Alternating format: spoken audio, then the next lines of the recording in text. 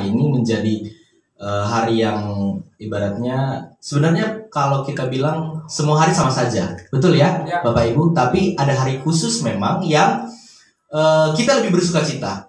Apa itu Bapak Ibu? Hari ini, hari dimana semua orang-orang Kristen di seluruh dunia mungkin pasti hari ini akan bersekutu ya, memuji memuliakan nama Tuhan gitu. Kemudian orang-orang yang bekerja juga hari ini juga semua libur, meskipun ada beberapa yang bekerja juga, tapi kita bersyukur semua hari ini kita bersama-sama ya Bapak Ibu di hadapan hadirat Tuhan untuk memuji memuliakan nama Tuhan. Dan seperti biasa, minggu ketiga kita sudah masuk di bulan Juni. Tidak terasa setengah tahun 2021 ya Bapak Ibu ya. Kita masih diberikan kesempatan oleh Tuhan untuk bisa merasakan kasih Tuhan sampai hari ini. Kita semua yang hadir di sini juga diberikan kesempatan untuk terus melewati, kita bisa bilang ya pencobaan gitu ya, karena pandemi ini. Tapi itu semua tidak menjadi halangan kita masih bisa senyum sana sini ya Bapak Ibu. Semua menjadi kekuatan tersendiri bagi kita. Karena Paulus juga mengatakan ketika aku lemah di situ aku kuat. Itu dia yang menjadi pedoman di dalam kehidupan kita. Dan bersyukur hari ini kita saya bisa berdiri di sini untuk menyampaikan firman Tuhan. Dan untuk Pak Gembala kita, Pak Pendeta Charles Mamora sedang memimpin ibadah di Tanjung Priok. Karena mereka memang sudah meminta untuk dilayani. Karena beberapa minggu ini ada beberapa hal, akhirnya mereka kesini dan sekarang sudah bisa dijalankan di sana. Dan untuk Pak Dales ada pelayanan juga, ya, ada pelayanan juga minggu ini.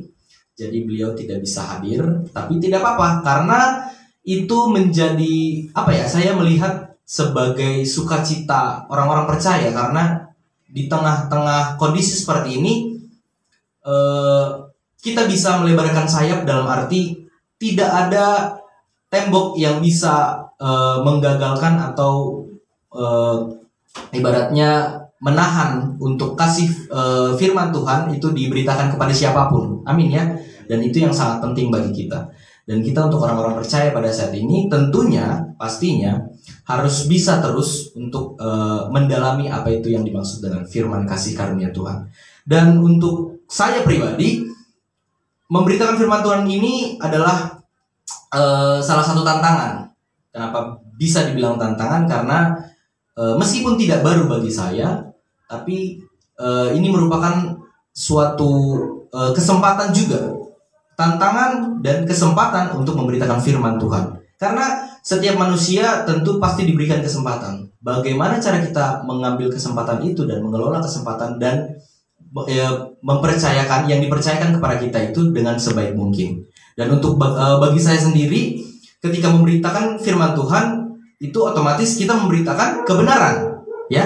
Ketika kita memberitakan firman Tuhan, kita dipercayakan untuk memberitakan kebenaran. Dan tentunya kalau kita memberitakan kebenaran itu harus berhati-hati Bapak Ibu, ya.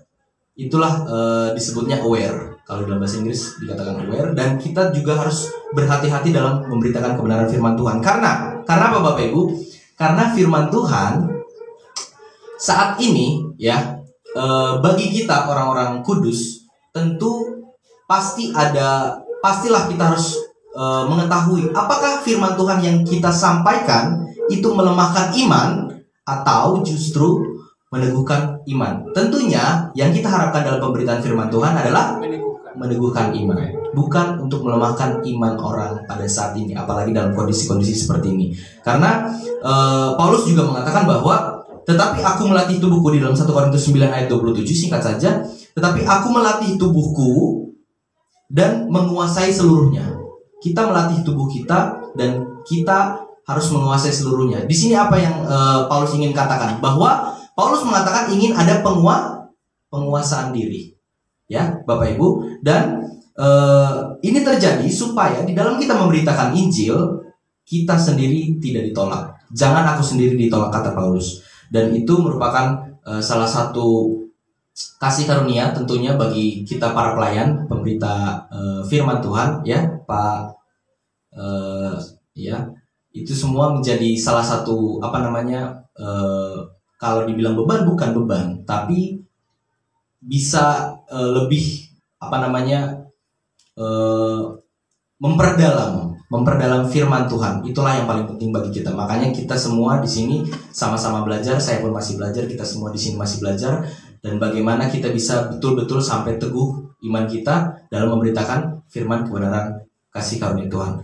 Dan pada hari ini Bapak Ibu, saya ingin mengajak kita berdiskusi tentang firman Tuhan. Judul topik saya pada hari ini adalah pelayanan yang berkenan kepada Tuhan. Saya mengajak kita untuk membuka Roma 12. Bapak Ibu semua yang membawa Alkitab atau mungkin mempunyai Alkitab di handphone, di gadget masing-masing, karena sekarang sudah canggih ya. Roma 12.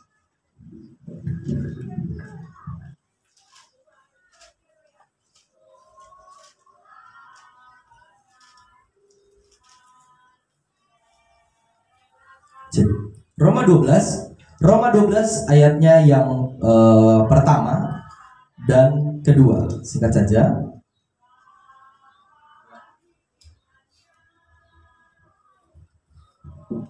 Roma 12 ayatnya yang pertama sampai dengan yang kedua. Kita bisa membaca bergantian, Bapak Ibu, karena ini tidak terlalu panjang juga. Bapak Ibu membaca ayat yang ganjil dan saya membaca ayat yang genap. Sudah Bapak Ibu ya? Amin. Di situ tertulis persembahan yang benar. 1, 2, 3. Karena itu saudara-saudara, demi kemurahan Allah, aku menasihatkan kamu supaya kamu mempersembahkan tubuhmu sebagai persembahan yang hidup, yang kudus dan yang berkenan kepada Allah. Itu adalah ibadahmu yang sejati.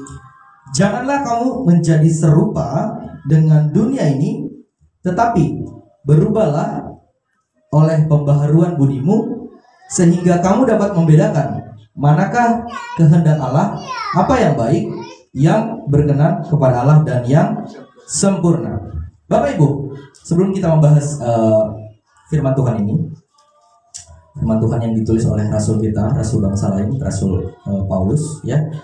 Sebenarnya kita harus mengetahui lebih dulu ya bagaimana Rasul Paulus ingin menjelaskan maksud yang sebenarnya dari uraian-uraian yang sebelumnya. Otomatis di setiap pemberitaan Paulus ada maksud tersendiri apa yang ingin Paulus sampaikan mengenai rencana Allah bagi kita tubuh Kristus dan bagi umatnya.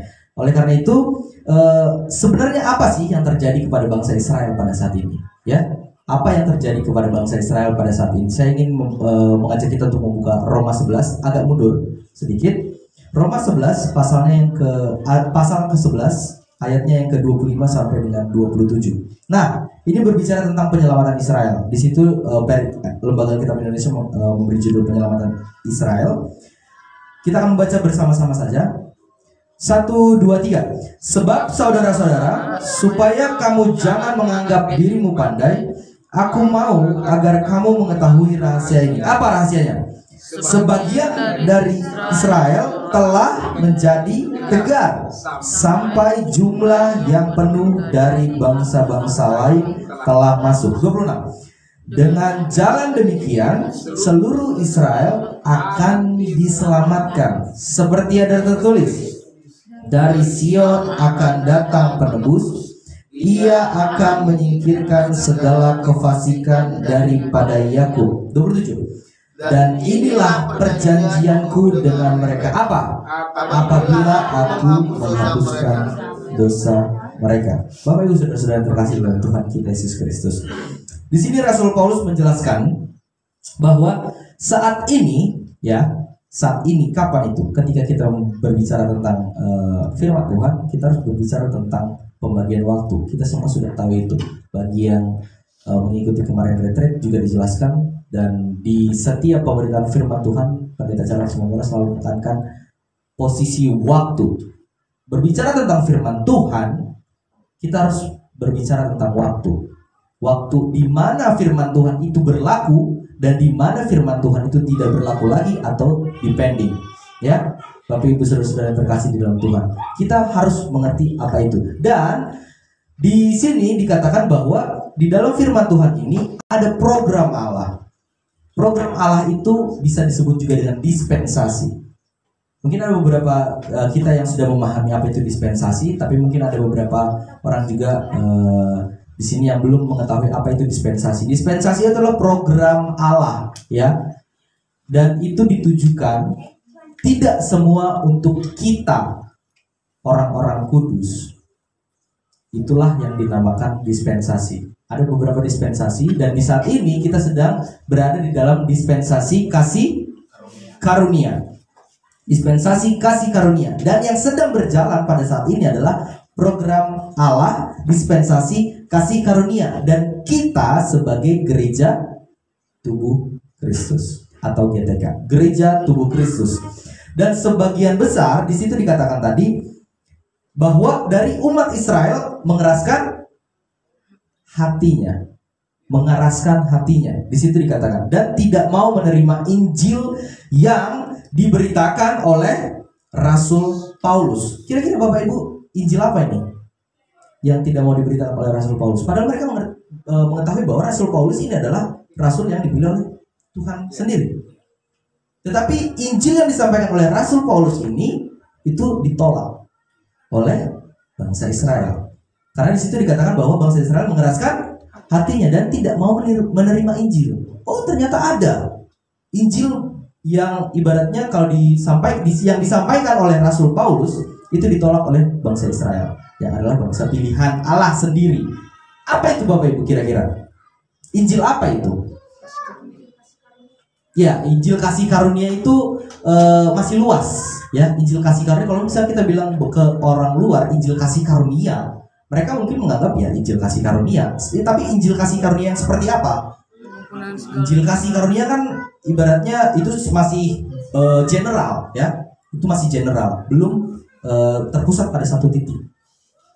Injil kasih karunia. Oke, kita menyebutkan Injil kasih karunia. Tetapi ada lagi yang lebih spesifik atau apa itu Bapak Ibu? Berita tentang kematian. Tidak hanya mati apa, tapi bangkit. Berarti berita tentang kematian dan kebangkitan Tuhan Yesus sebagai jalan keselamatan. Bagi siapa Bapak Ibu? Bagi semua umat manusia. Dan hanya medianya apa? Iman. Hanya melalui iman. Sekali lagi, Injil yang diberitakan oleh Rasul Paulus yang ditolak oleh bangsa Israel adalah Injil tentang kematian dan kebangkitan Tuhan Yesus sebagai jalan keselamatan bagi semua umat manusia dan hanya melalui iman saja. Sudah sering kita dengar ini Bapak Ibu. Kalau bisa dibilang kita sebagai siswa kalau di sekolah ini kita sudah hatam, ya. Hatam dalam artian kita sudah di luar kepala untuk hal ini. Tapi di luar sana masih banyak yang salah menafsirkan tentang firman Injil kasih karunia pada yang kita pegang saat ini. Apa sih maksudnya Injil kasih karunia ini? Seperti apa? Ya, banyak sekali pro dan kontra mengenai ini. Ya, bukan pro dan kontra, tetapi lebih kepada salah tafsir. Ya, apa yang disampaikan oleh orang-orang di luar sana yang belum tentu saja sesuai dengan kebenaran firman Tuhan. Dan kita harusnya berbangga hati, ya. Kita bersyukur, gitu ya. Kita bersyukur tentang firman kasih karunia ini. Kita sudah mengetahui secara jelas kebenaran firman Tuhan mengenai kasih karunia, yaitu kematian dan kebangkitan Yesus dan itu sebagai keselamatan dan jalan keselamatan untuk semua umat manusia. Dan yang percaya hanya melalui iman pasti diselamatkan. Jadi hanya oleh iman Bapak Ibu, ya, tidak dengan perbuatan. Dan kemudian hal tersebut apa itu? Jelas sekali Paulus katakan di ayatnya yang ke-25. Kita lihat Bapak Ibu. Apa itu maksudnya? Sebagian dari Israel, di situ dikatakan sebagian dari Israel telah menjadi tegar. Tegar itu hatinya Bapak Ibu. Mengeraskan hati, menggerakkan hati, tegar, ya, hatinya dalam artinya. Kemudian sampai jumlah yang penuh dari bangsa-bangsa lain telah masuk. Dengan kata lain, dengar Bapak Ibu, dengar baik Bapak Ibu semua yang hadir di sini dan juga yang menonton live streaming, berkesempatan untuk menonton live streaming pada pagi hari ini. Saat ini bangsa Israel bukanlah channel. Channel apa itu channel? Saluran. Ya, bangsa Israel pada hari ini, ya, pada saat ini di zaman kasih karunia bukanlah channel berkat, bukanlah saluran berkat khusus bagi bangsa-bangsa lain. Ya, padahal kita ketahui bahwa bangsa Israel itu kan bangsa pilihan Tuhan. Bangsa pilihan Tuhan, umat kepunyaan-Nya sendiri. Bangsa yang rajani dan umat kepunyaan Allah sendiri. Bangsa pilihan Tuhan sesuai dengan perjanjiannya dengan nenek moyang bangsa Israel, yaitu Abraham. Tapi kenapa di zaman seperti ini mereka bukanlah saluran berkat bagi bangsa-bangsa lain? Kita ketahui bahwa di perjanjian lama tentunya pasti ada perjanjian dengan Abraham dan moyang mereka bahwa Israel akan menjadi saluran, engkau akan kujadikan bangsa, ya, dan kemudian mereka akan menjadi berkat bagi seluruh bangsa di muka bumi ini. Kita semua tahu itu. Namun, Bapak Ibu, hal itu menjadi gagal atau tertunda untuk sementara tentunya. Ya, bagi kita yang sudah belajar sekarang di zaman kasih karunia ini, ya Bapak Ibu, pemberitaan firman Tuhan tidak lagi berpusat pada bangsa Israel. Ya, kita harus tahu betul bahwa pada saat ini pemberitaan firman Tuhan tidak berpusat lagi bangsa Israel, dan sekarang itu bangsa Israel tidak lagi menjadi saluran berkat karena penolakan mereka terhadap Yesus. Mereka menolak rajanya mereka sendiri. Mereka menolak Tuhan mereka sendiri. Mereka menyalibkan Yesus. Dan akhirnya itu menjadi dampak yang buruk bagi mereka, karena akhirnya dispensasi Allah harus dipotong di situ. Dihentikan atau ditunda sebagian. Ditunda untuk sementara. Karena setelah zaman kasih karunia kita mengetahui bahwa zaman selanjutnya akan dilaksanakan, yaitu kebangkitan dari bangsa Israel. Itu yang harus kita pahami. Dan itulah kenapa bangsa Israel pada saat ini bukan lagi menjadi saluran berkat khusus bagi bangsa-bangsa lain. Karena mereka menyalibkan raja mereka. Karena mereka menyalibkan Yesus di Bukit Kalvari. Tetapi selanjutnya Bapak Ibu, kita lihat firman Tuhan. Selanjutnya Paulus mengatakan di ayat yang ke-25 Roma pasal 11 masih tadi tentang restorasi. Apa itu restorasi Bapak Ibu? Pemulihan, restoration, pemulihan daripada bangsa Israel di masa yang akan datang. Dan ini sangat ditentukan oleh keberhasilan program Allah pada saat ini.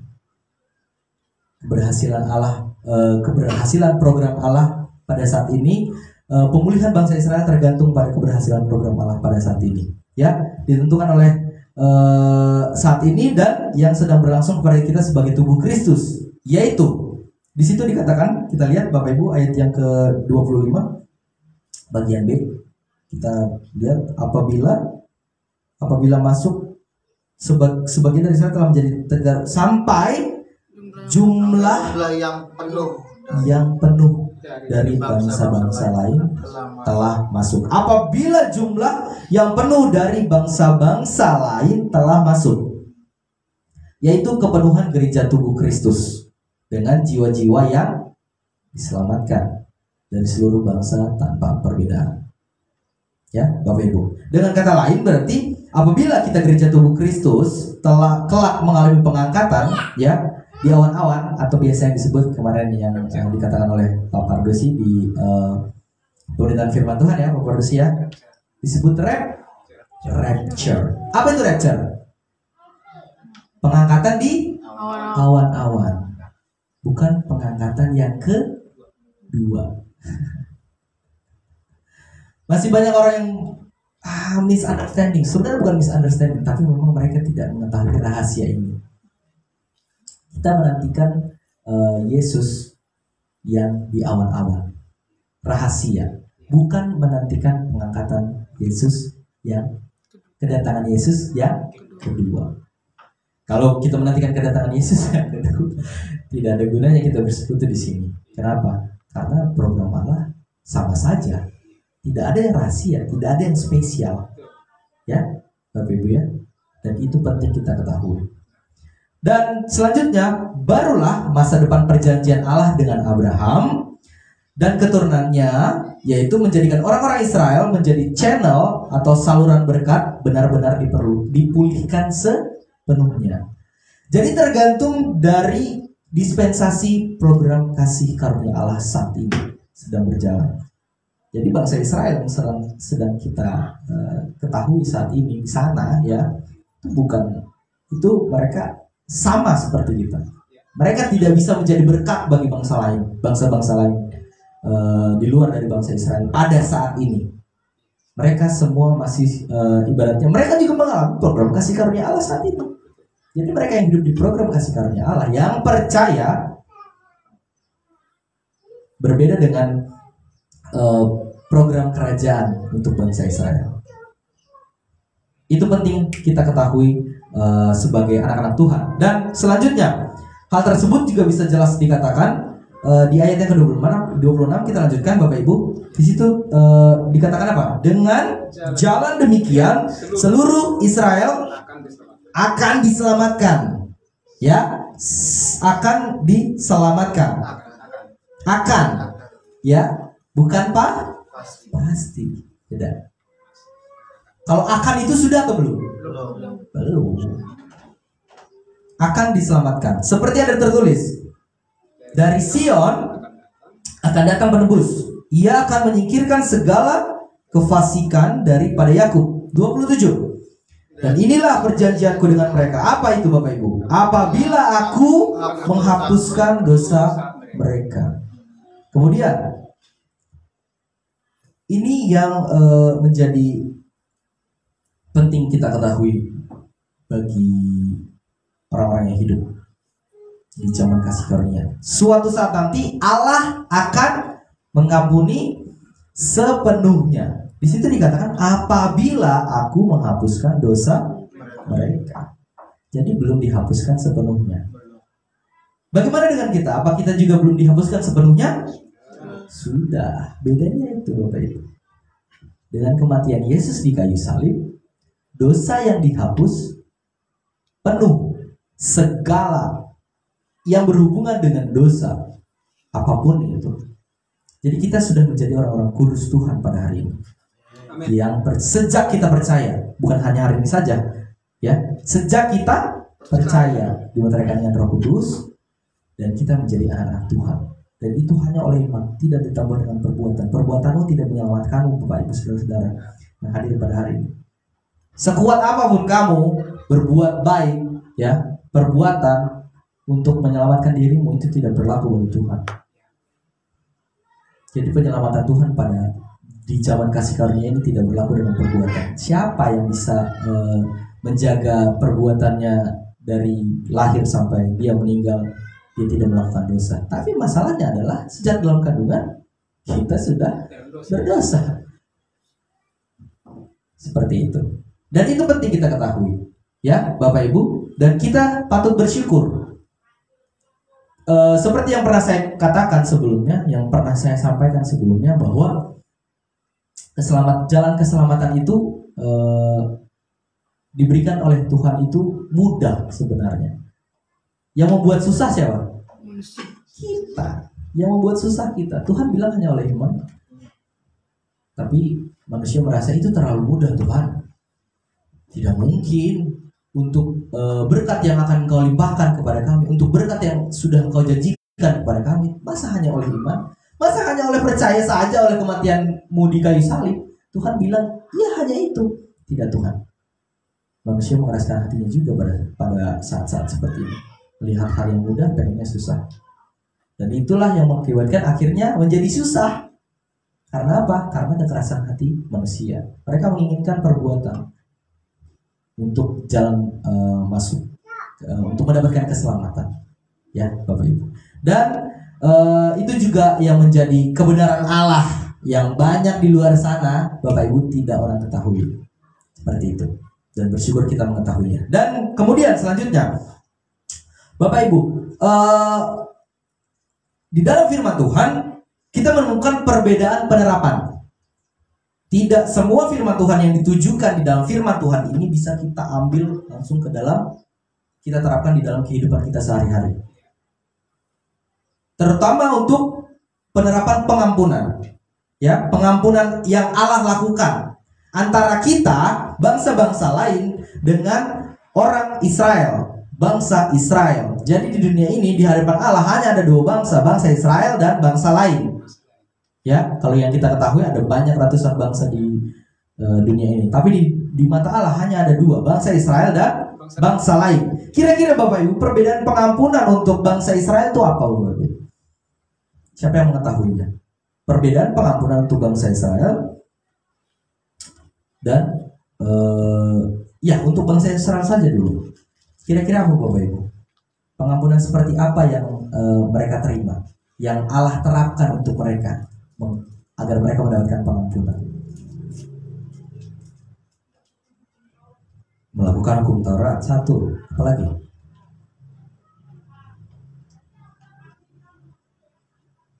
Itu bisa menjadi salah satu. Tapi di sini Bapak Ibu, kepada bangsa Israel, pengampunan dan keselamatan itu diberikan kepada mereka tidak penuh. Tidak penuh, tidak sepenuh kita, bangsa-bangsa lain yang hidup di zaman kasih karunia. Mereka belum penuh. Pengampunan yang Tuhan berikan kepada bangsa pilihannya sendiri tidak penuh. Karena mereka harus menunggu kedatangan Raja mereka, yaitu Yesus pada kedatangannya yang kedua. Jadi yang menunggu kedatangan Yesus yang kedua itu siapa Bapak Ibu?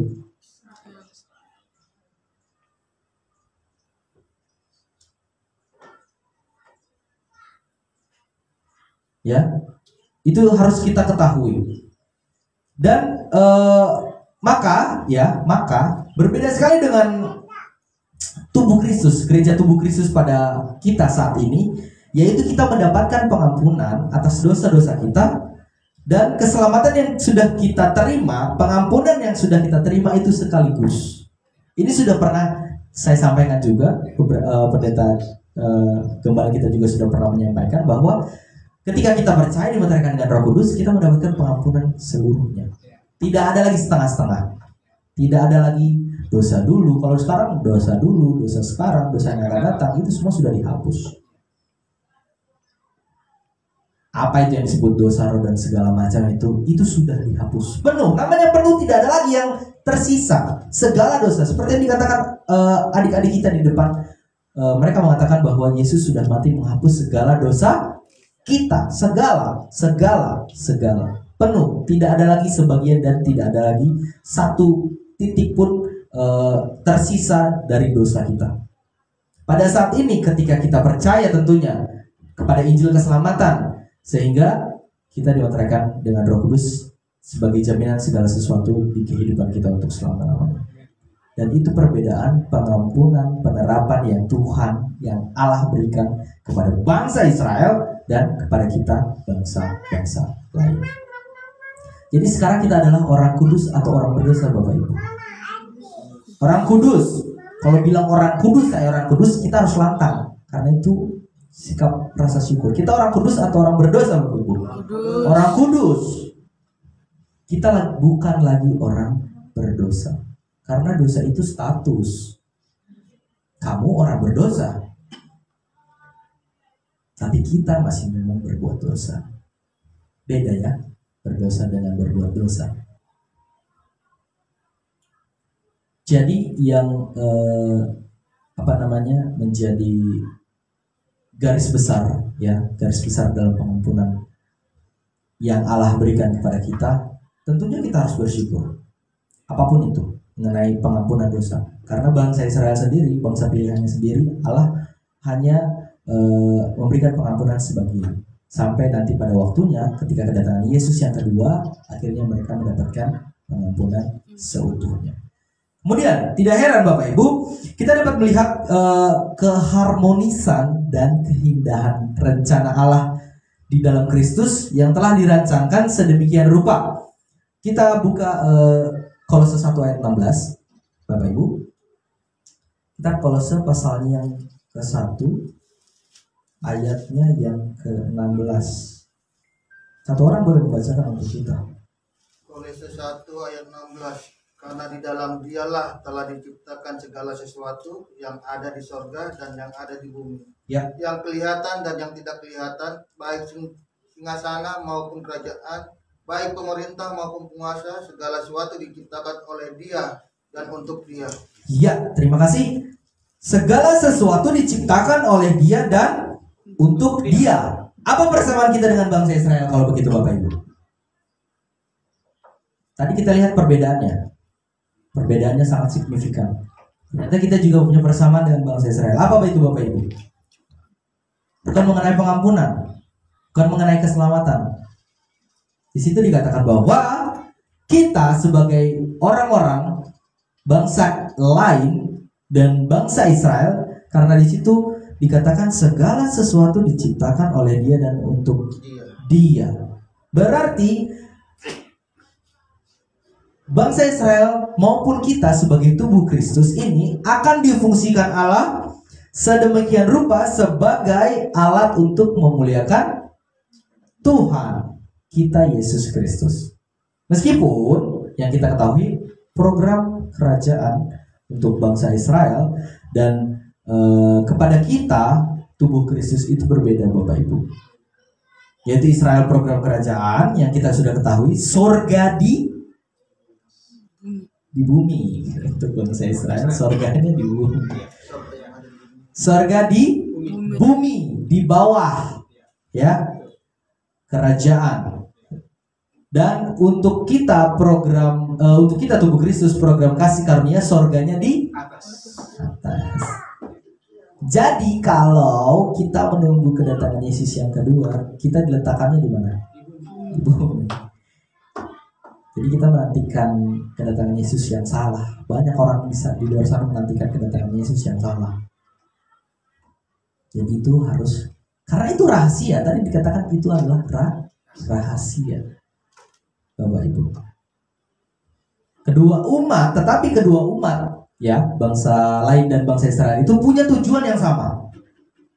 Bangsa Israel dan bangsa lain itu punya tujuan yang sama, yaitu untuk memuliakan Allah Tritunggal, yaitu Allah Bapa, Allah Anak, dan Allah Roh Kudus. Itu penting kita ketahui. Kemudian selanjutnya, orang-orang juga tidak memahami perbedaan program Allah antara Israel dan bangsa lain, dan cenderung mereka yang memberitakan firman Tuhan ini mencampur adukan. Ya, Bapak Rusia, banyak di luar sana yang tidak mengerti apa itu program Allah kasih karunia kepada bangsa Israel, kepada kita gereja Tuhan Yesus, gereja kerajaan untuk Israel. Itu yang menjadi akhirnya mereka mencampur adukan firman Tuhan itu. Setelah dicampur adukan, akhirnya berantakan karena mereka tidak mengerti bagaimana pembagian dari firman Tuhan, ya, sehingga terjadi kekacauan dalam pemahaman mereka terhadap apa yang dikatakan di dalam firman Tuhan. Sehingga Rasul Paulus tadi di Roma 11 ayat 25, kita kembali ke Roma pasal yang 11 yang baru saja kita baca. Di situ dikatakan ayat 25, janganlah merasa bahwa dirimu pandai sebelum kamu mengetahui rahasia ini.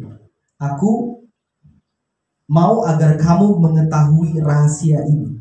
Ya, ada rahasia ternyata yang tersembunyi di dalam firman Tuhan. Ya, rahasia apa? Yaitu rahasia perbedaan program Allah kepada Israel dan bangsa lain. Karena jika orang Kristen, Bapak Ibu dengar baik, jika orang Kristen buta terhadap hal ini, tentunya mereka tidak akan mengetahui perbedaan fungsi pelayanan bangsa Israel sebagai bangsa pilihan dan fungsi pelayanan gereja tubuh Kristus yang saat ini sedang berjalan. Maka Paulus katakan pelayananmu seluruhnya tidak akan berkenan kepada Tuhan. Allah tidak akan memperhitungkannya sebagai berkat bagimu. Itu yang banyak sekali di luar sana juga salah menafsir,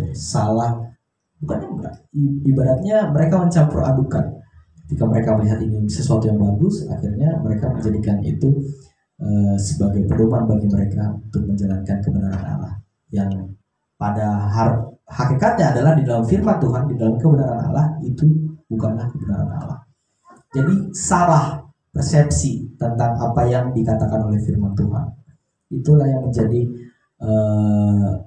yang saat ini kita bisa dengarkan di luar sana, banyak di luar sana ya, firman-firman yang memang akhirnya tidak diperuntukkan untuk gereja tubuh Kristus saat ini, tapi mereka menyampaikannya. Karena kalau kita sendiri Bapak Ibu, bangsa-bangsa lain yang hidup sekarang di zaman kasih karunia, jika kita buta akan pengenalan firman Tuhan dan tidak memahami perbedaan program Allah kepada bangsa Israel dan kepada gereja tubuh Kristus, maka kamu akan jatuh menjadi serupa dengan dunia ini. Itulah yang dikatakan Paulus, menjadi serupa dengan dunia ini. Sebagaimana disebutkan di dalam Roma 12 ayat 2 tadi yang pertama kali kita baca.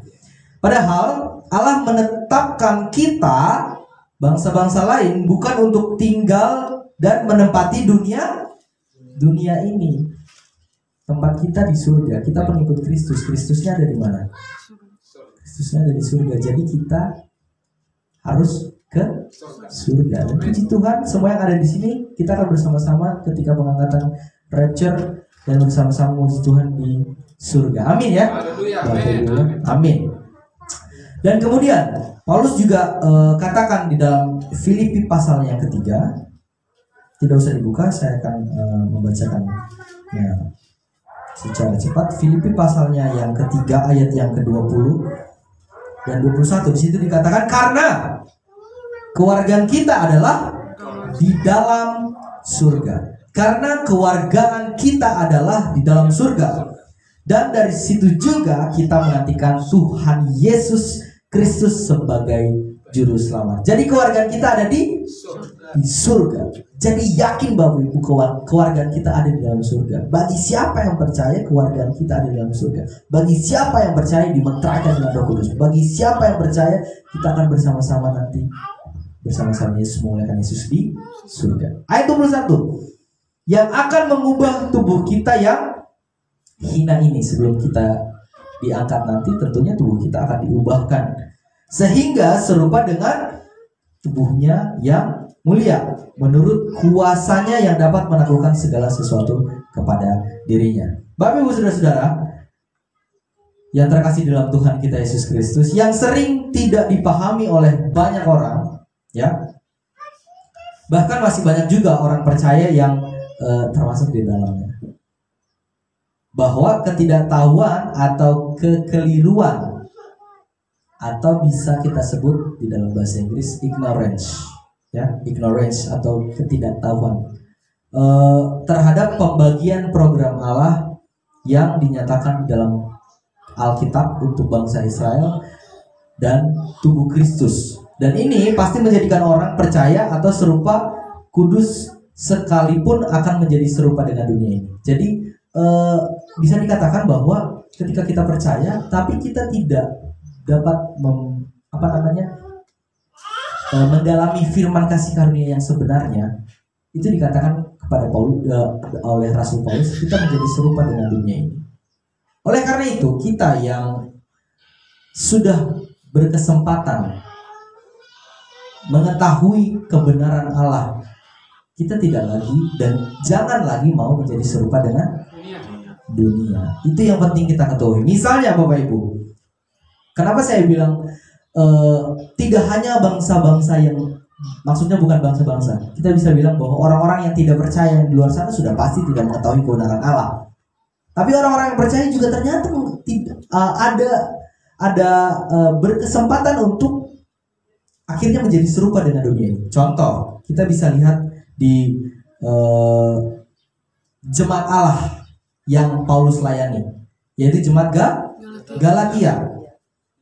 Kita coba buka Galatia pasalnya yang ketiga. Galatia pasalnya yang ketiga, ayatnya yang pertama sampai dengan, kita bisa sampai baca ayat yang keempat saja.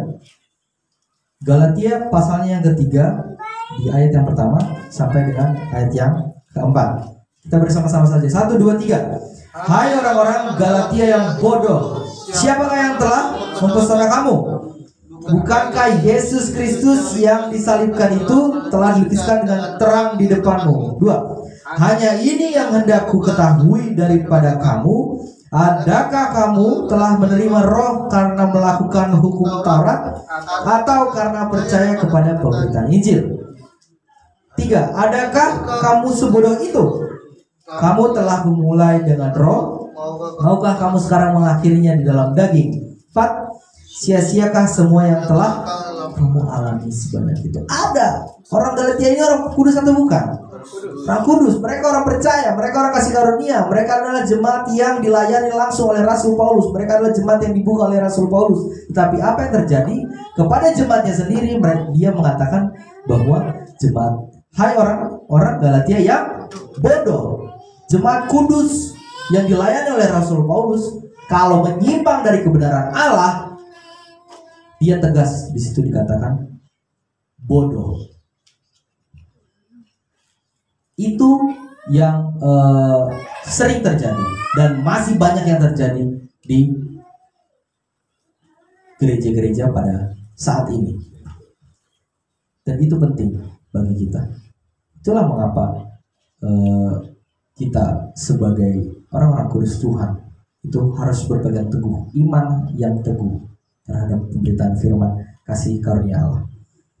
Dan jangan mau menjadi sama dengan jemaat-jemaat kudus yang ada di Galatia. Mereka orang percaya, mereka orang-orang kudus Tuhan, tapi mereka sendiri akhirnya menyimpang ke pemberitaan firman Tuhan yang lain. Di situ dikatakan di ayatnya yang kedua, adakah kamu telah menerima roh karena melakukan hukum Taurat? Di situ dikatakan berbalik. Itu yang menjadi kekeliruan jemaat-jemaat orang-orang kudus. Jadi menjadi orang percaya itu tidak jaminan, Bapak Ibu. Yang harus kita pertahankan justru kebenaran Allah. Justru setelah kita menjadi percaya, kebenaran Allah lah yang harus kita tegakkan. Amin ya Bapak Ibu ya. Pertanyaannya, apa yang menyebabkan jemaat-jemaat orang kudus ini? Nah, ini dikatakan tadi di ayat yang kedua, pasal yang ketiga. Hanya ini yang hendak ku ketahui, bahwa kamu telah menerima roh karena melakukan hukum Taurat. Adakah kamu telah menerima roh karena melakukan hukum Taurat, atau karena kepada pemberitaan Injil? Dengan kata lain, apakah kita menerima roh kudus karena sistem perbuatan-perbuatan yang kita terima, ya, atau yang kita lakukan, ataukah karena kita semata-mata percaya kepada pemberitaan firman Allah, yaitu Injil keselamatan? Tentu kalau dihadapkan dengan pertanyaan yang seperti ini, jawabannya adalah menerima roh karena percaya, bukan karena perbuatan. Itu penting kita pahami sebagai orang-orang kudus Tuhan. Kemudian selanjutnya, sekarang Bapak Ibu, kita harus mengetahui apabila kita jatuh. Nah, ini penting. Apabila kita jatuh lagi kepada pemahaman yang keliru, ya Bapak Ibu, terhadap pelayanan yang berkenan kepada Tuhan, seperti jemaat kudus di Galatia, maka hasilnya akan menjadi hasilnya itu akan menjadi seperti apa sih nantinya, Bapak Ibu? Rasul Paulus telah menggambarkan hasilnya di dalam, kita bisa buka 1 Korintus 3 ayat 12. 1 Korintus 3 ayatnya yang ke-12. Di sini perumpamaan Bapak Ibu. 1 Korintus 3 ayatnya yang ke-12 dikatakan, entahkah orang membangun di atas dasar ini? Apa itu? Dengan perbandingan emas, perak, batu permata, atau kayu, rumput kering, atau jerami. Sekali kelak pekerjaan masing-masing orang akan nampak. Ya, Bapak Ibu. Di situ dikatakan kayu, rumput kering dan jerami itu mudah terbakar. Pengujiannya lewat api. Tetapi yang berkualitas tinggi di situ apa saja di situ yang diumpamakan? Emas, perak dan batu permata. Kalau diuji sekalipun pasti akan tahan. Itu yang menjadi ibaratnya, apakah kita sebagai orang-orang kudus Tuhan ketika kita diuji di dalam di kehidupan kita sekarang, apakah itu menjadi terbakar atau memang tahan uji seperti yang Rasul Paulus di sini umpamakan dengan emas, perak dan batu permata. Dan itu yang harus kita pegang teguh. Nah, sekali-kali jika kita meletakkan dasar pengertian ini ya, yang keliru terhadap program Allah saat ini, sebagaimana telah dinyatakan di dalam firman Tuhan, di dalam Alkitab, maka kita juga akan menjadi jatuh kepada keserupaan yang sia-sia yang dikerjakan oleh dunia ini. Tetapi sebaliknya, apabila kita melakukan pekerjaan pelayanan kita, Bapak Ibu, berdasarkan program kasih karunia Allah yang sedang terberkati dengan berlimpah-limpah oleh Kristus, yang menghendaki agar semua orang diselamatkan dan memperoleh pengetahuan akan kebenaran. Itu dia, tidak hanya percaya tetapi juga kita dituntut untuk memperoleh pengetahuan akan kebenaran. Maka seperti yang Rasul Paulus katakan bahwa kelak nantinya ketika kita di pengujian, kalau misalnya kita Pak Gembala kita mengatakan mengumpamakan di situ KPK, kursi pengendalian Kristus, ya, kita akan mendapatkan penghargaan dari Tuhan. Itu tergantung dari masing-masing orang, individu, tidak berkelompok. Apakah kamu akan mendapatkan emas, apakah kamu akan mendapatkan perak, apakah kamu akan batu permata, atau bagian yang kedua kayu, rumput kering dan jerami. Itu yang penting kita ketahui. Bapak Ibu, selanjutnya saya mengundang kita untuk membuka firman Tuhan, Filipi pasalnya yang keempat. Filipi pasalnya yang keempat, ayatnya yang ke-13. Boleh satu orang membacakan untuk kita? Segala perkara dapat kutanggung di dalam Dia yang memberi kekuatan kepadaku. Kepadaku. Berarti pertanyaan untuk kita, bagaimana kita bisa yakin sanggup bertahan?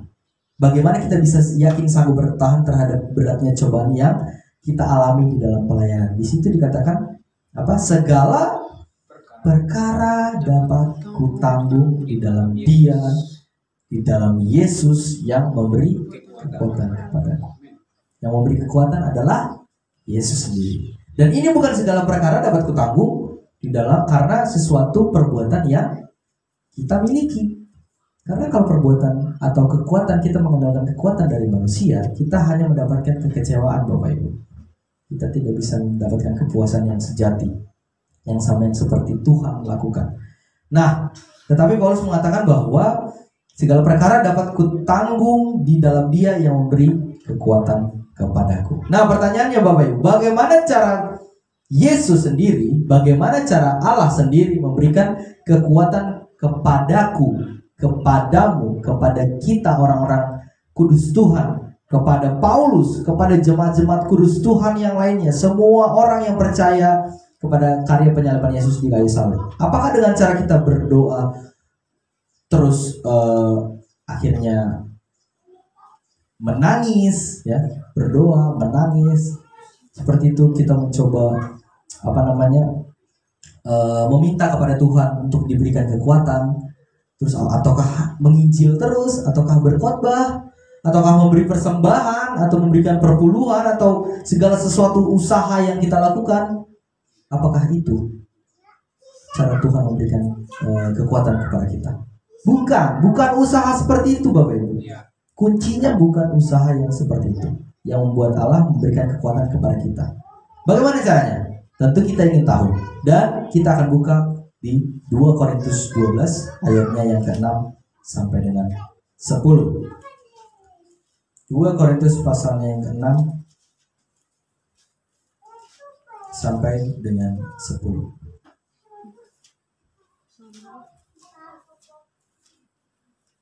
boleh kita membaca bergantian di situ. Saya mulai dengan ayat yang genap, Bapak Ibu ayat yang ganjil. Oke?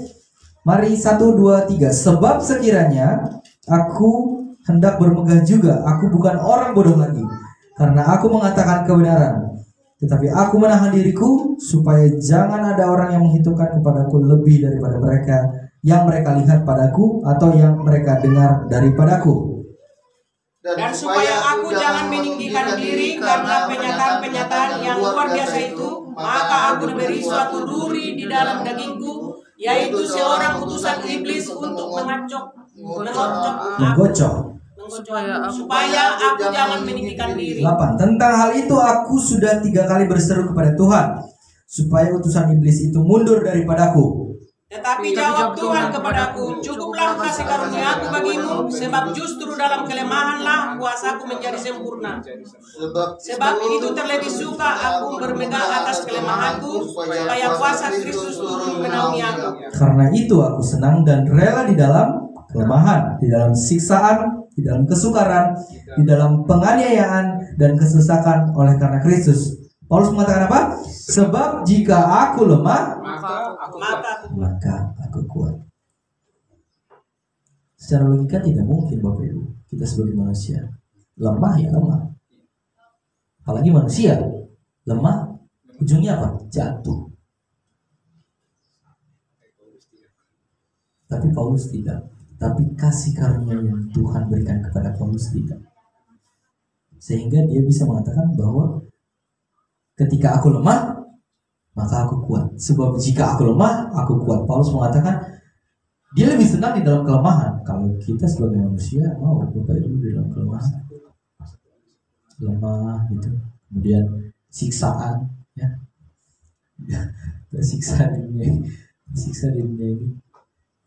Apakah itu bisa menjadi alasan kita kuat?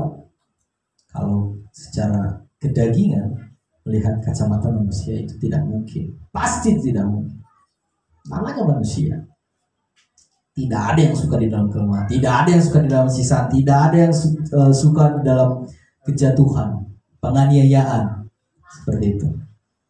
Tetapi kita sebagai orang-orang kudus, sebagai anak-anak Tuhan, ketika kita menjadi anak-anak Tuhan, tantangan itu tidak hilang, Bapak Ibu. Tantangan itu tidak hilang.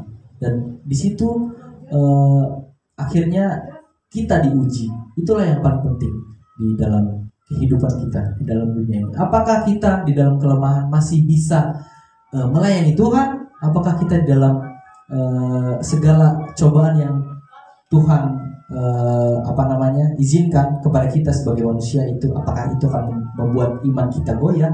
Apakah iman kita semakin bertumbuh dalam Tuhan? Dan itu penting sekali kita renungkan di dalam kehidupan kita. Dan juga bahwa Paulus sendiri, Bapak Ibu, hamba Tuhan yang besar, itu adalah rasul bangsa lain, bangsa-bangsa yang dilayani oleh Rasul Paulus itu adalah bangsa-bangsa lain di luar bangsa Israel. Rasul Paulus sendiri sebagai hamba Tuhan yang besar, ia mengatakan ia sendiri juga tidak luput dari pencobaan.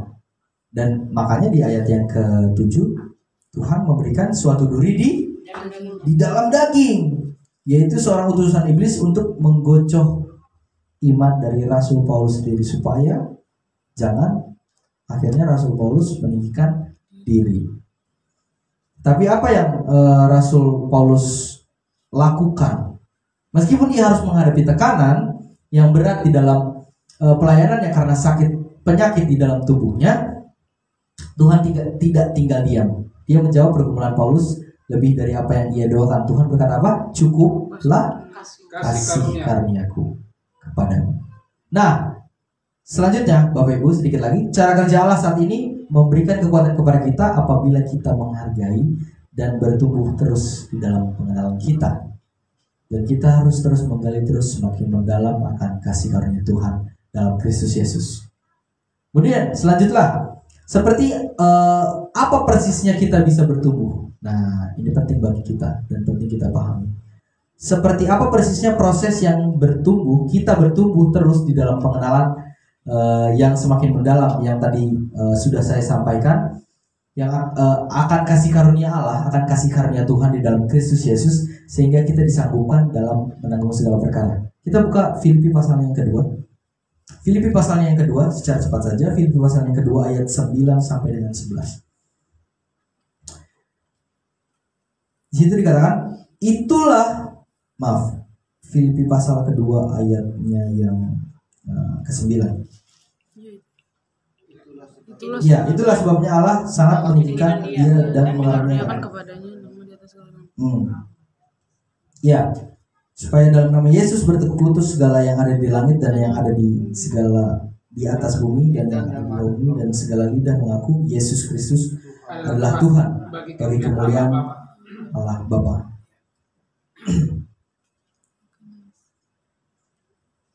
Maksud saya Filipi pasal yang pertama. Ini tadi enggak salah. Filipi pasal yang pertama. Nah, ini dia ayatnya yang ke-9. Di situ dikatakan, dan inilah doaku, semoga apa? Kasihmu makin melimpah di dalam pengetahuan yang benar dan dalam segala macam pengertian, sehingga apa? Kamu dapat memilih apa yang baik, supaya kamu suci dan tak bercacat menjelang hari Kristus. Ini suci maksudnya kudus atau bukan?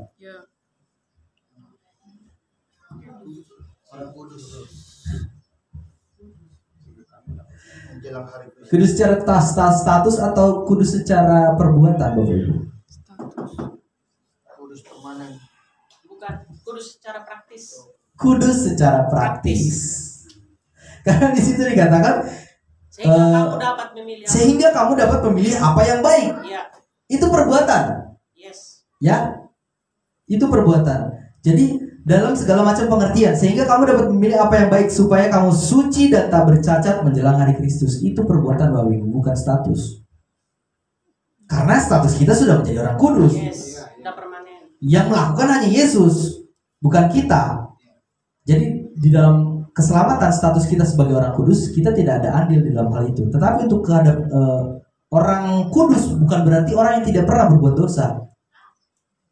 Ya, sekali lagi, orang kudus itu bukan berarti orang yang akhirnya lepas dari perbuatan dosa. Tidak, kita masih hidup di dalam daging. Orang kudus itu adalah status kita sebagai orang kudus. Jadi kita bukan orang berdosa. Kita bukan orang berdosa, tapi kita masih berbuat dosa. Memang, karena kita masih hidup di dalam daging. Jadi berdosa dan berbuat dosa pasti berbeda. Dan di ayat firman Tuhan ini yang disampaikan itu menjurus pada pengudusan praktis kita sehari-hari. Apakah kita sebagai anak-anak Tuhan memang menjalankan dan mencerminkan sebagai anak-anak Tuhan atau bukan? Itu yang penting. Dan di situ dikatakan supaya kamu suci dan tak cacat dan tak bercacat menjelang hari Kristus, penuh dengan buah kebenaran yang dikerjakan oleh Yesus Kristus untuk memuliakan dan memuji Allah. Inilah yang dimaksudkan oleh Rasul Paulus, ya, di dalam Roma ayat 12-nya, ayat pasal 12 ayat yang kedua yang tadi pertama kita baca, perubahan akal budi. Perubahan akal budimu makin melimpah dalam pengetahuan yang benar dan dalam segala macam pengertian. Tanpa melimpah dalam pengetahuan yang benar, nah ini dia. Tanpa melimpah dalam pengetahuan yang benar dan segala macam pengertian, tidak akan ada perubahan akal budi atau pikiran. Perubahan akal budi kita akan terjadi ketika kita dipenuhi dalam pengetahuan yang benar dan dalam segala macam pengertian, sebagaimana Rasul Paulus, sebagaimana firman Tuhan yang disampaikan melalui Rasul Paulus menginginkan semua orang-orang kudusnya seperti itu. Dan perubahan hidup itu bukan hasil dari kerja kedagingan kita masing-masing, tetapi hasil apa? Kerja Roh Kudus, ya, Roh Kudus yang mengubah hidup kita, bukan dari kekuatan kita berdasarkan pengetahuan yang benar dan pengertian yang kita peroleh sesuai dengan program kasih karunia Allah. Itulah Bapak Ibu. Dan kita sampai pada kesimpulan kita pada pemberitaan firman Tuhan pada hari ini. Karena itu Bapak Ibu, saudara-saudara, ya, kita akan coba membaca Roma pasalnya yang ke-12. Roma pasalnya yang ke-12. Ini penting untuk kita sebagai orang-orang kudus Tuhan. Apa selanjutnya? Kita baca bersama-sama.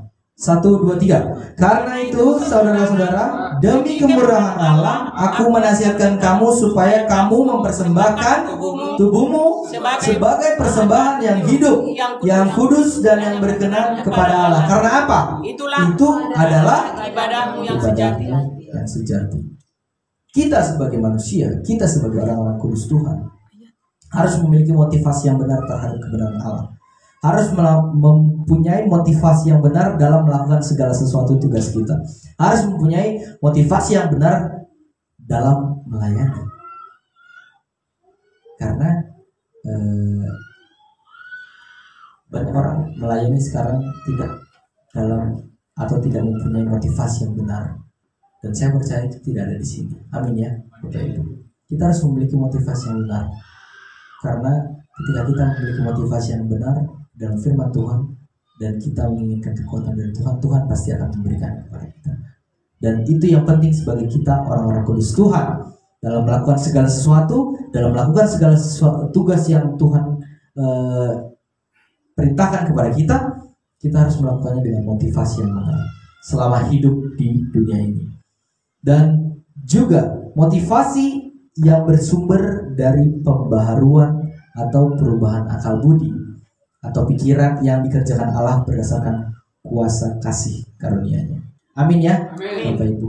Itulah sebabnya makanya kita sebagai orang-orang kudus Tuhan banyak kesempatan seperti yang sudah saya sampaikan tadi di awal, banyak kesempatan kita sebagai manusia, sebagai orang-orang kudus, sebagai jemaat-jemaat Tuhan. Tapi bagaimana kita bisa mengelola kesempatan itu dan menjadikan penguatan di dalam diri kita? Karena semua kesempatan itu, kalau misalnya kita bisa mungkin pernah mendengar, kesempatan itu tidak datang 2 kali. Tapi kita percaya bahwa ketika kita bisa mendapatkan, kita mempunyai kesempatan seperti itu dan kita jadikan sebagai alat, sebagai saluran untuk memuji muliakan Tuhan, itu adalah motivasi yang benar bagi orang-orang kudus. Amin ya Bapak Ibu. Dan saya mau kita semua juga mengambil bagian dalam pelayanan, karena tentunya itulah yang harus kita lakukan sebagai orang-orang kudus Tuhan. Bisakah kita seperti itu Bapak Ibu? Amin. Amin. Mari kita bersatu di dalam doa. Terima kasih Tuhan Yesus, kami bersyukur kepada Tuhan pada siang hari ini. Terima kasih untuk pemberitaan firman Tuhan yang luar biasa, yang tentunya Tuhan, kami menginginkan dan kami ingin melakukan segala sesuatu sesuai dengan kehendak Tuhan, dan kami ingin memberikan persembahan kami, pelayanan kami yang berkenan kepada Tuhan. Kami percaya Tuhan, Engkau menguatkan kami sebagai anak-anak Tuhan tidak pernah takut untuk memberitakan firman Tuhan, kebenaran kasih karunia Allah yang dipercayakan Tuhan kepada kami. Dan kami percaya Tuhan, Engkau akan memberikan sukacita dan damai sejahtera yang daripada Tuhan. Terima kasih untuk segala berkat yang Tuhan Kau berikan pada kami, dan untuk penguasaan hati pikiran kami pada hari ini. Dan selanjutnya kami akan menyerahkan hidup kami Tuhan hanya ke dalam tangan Tuhan. Kami mengucap syukur dan kami akan melanjutkan acara ibadah kami. Di dalam nama Tuhan Yesus kami mengucap syukur. Haleluya. Amin. Amin. Terima kasih, saya kembalikan kepada pemandu acara.